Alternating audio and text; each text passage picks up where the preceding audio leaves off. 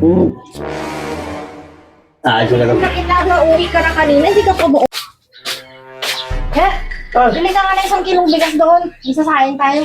Papabigas mo ba ay? Wala nga, papabiling ba kita kung may bigas na. Alam mo, bigas ako dito eh. Hindi naman mamaya yan eh. Naglalaba ako. Yan lang naman pinapabili ko sa'yo eh. Dali na. Isang kilo lang. 1 kilo lang. 1 kilo. Eh, magkano ba 1 kilong bigas? 1 kilo lang. Saka hindi naman mga anak mo, dahil mga anak mo dyan. Naglalaba nga ako eh. O sige na, ako na mahuli. Tibet, nabili na Tibet. Bigas.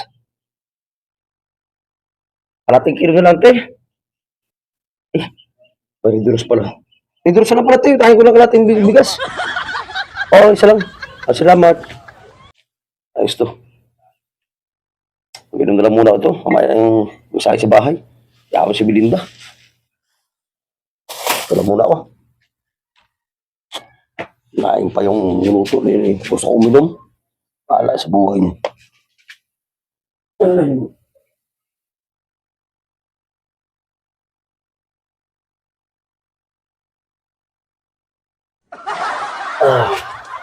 Dami ito sa doon. Alam ko pa tinutusan yung bahay ito eh. Marang korban ito eh.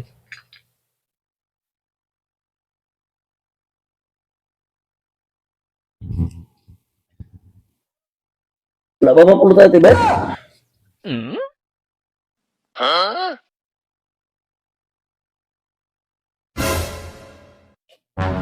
Ano ba mo dyan? Asan yung bigas na pinabili ko sa'yo? Teka, bili ko muna rin doon 50. Ayaw ko tayo katibit sa ating kilong bigas. Grabe ka. Ayaw mo doon.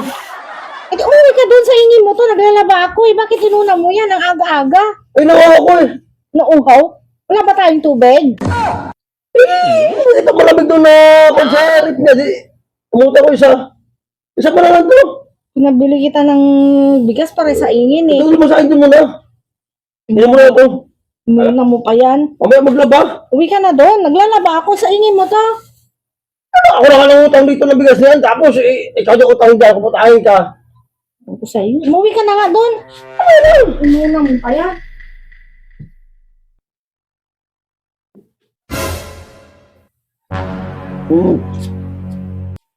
Ayos na lang. Nakita na uwi ka na kanina, hindi ka pa ba umuwi? Ayan. Ha? Yung ibinili mo ng ano yan, o kaya inutang mo yan sa Redors mo na, kung inuno mo sa ulam natin. Ano ginawa mo? Ayan, inuna mo yan. Di ba sinabihan kita kanina, sumunod ka na doon? Tapos inuna mo yung Redors mo? Eh, gusto ko may naman. Gusto mo ulam? Eh kung inano mo na lang sa ulam natin, alam mo na, wala tayong ulam. Pwede naman sa bahay. Asin, ang anak mo pa, ulamin mo ng asin? Nanguto ako ng inuta ko mga katibit ito dahil inuta ko lang nga ito eh. Kahit na kung inutang mo ng Red Horse mo, eh kung ulam na lang. Babae na to, masyado naman tong kuhan eh. Sabi ko sumunod ka na doon, hindi ka pa talaga sumunod. Oo na nga sila! Bakit ko aga-aga naman to eh? Talaga mo ah. Hindi na puto na lang ang kinuta ko dyan eh. Ako, Na, kung inutang mo dyan, eh kung para sa ulam na lang natin. ako mabahid mo nito, hindi man ikaw eh. Bahay na to eh. Paulamin mo yung asin ng mga anak mo.